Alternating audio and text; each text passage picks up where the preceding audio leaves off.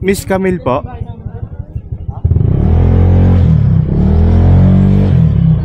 Tabi ko lang po. Hindi mo na ako nakabutan.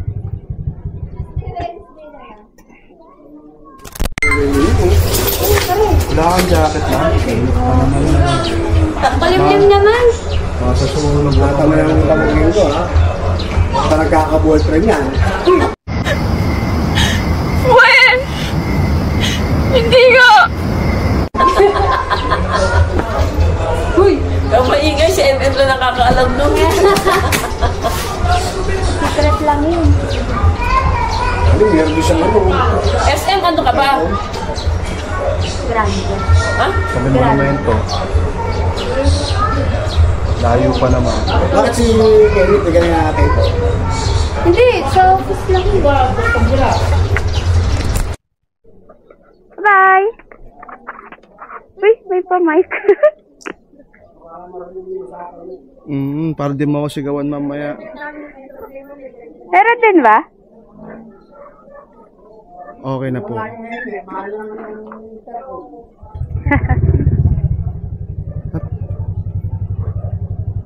Okay na po kayo, ma'am. Okay na po.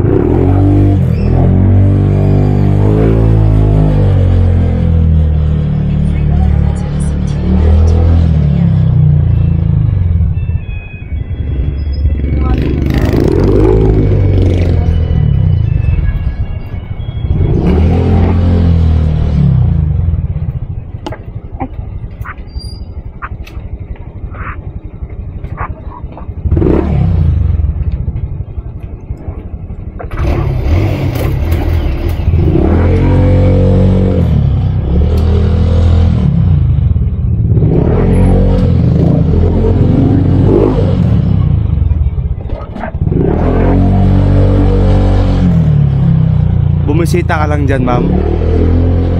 Doon po, sa pupuntahan. Pero dyan ka talaga nakatira? Apo, apo. Stricto pala si Tito, no?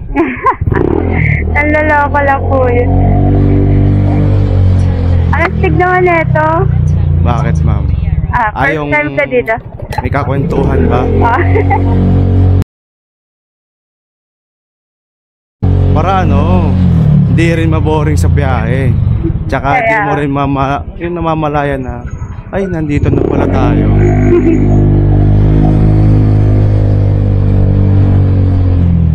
Kasi may mga ibang pasahero na yung madaling maurat sa sobrang tagal ng biyahe.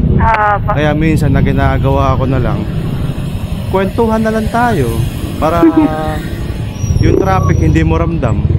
Pero Kaso, traffic at init ngayon, tanghalin tapat, wala ka pang jacket. hindi naman ako kasi makulimlim po. Sakto lang.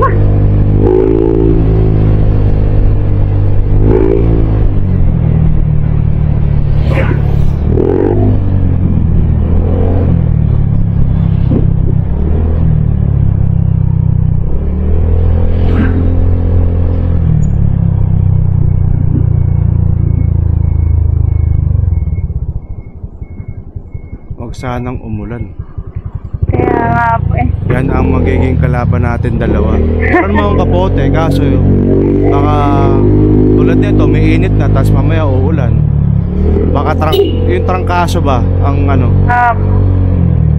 Wow naman! Wow! Wow!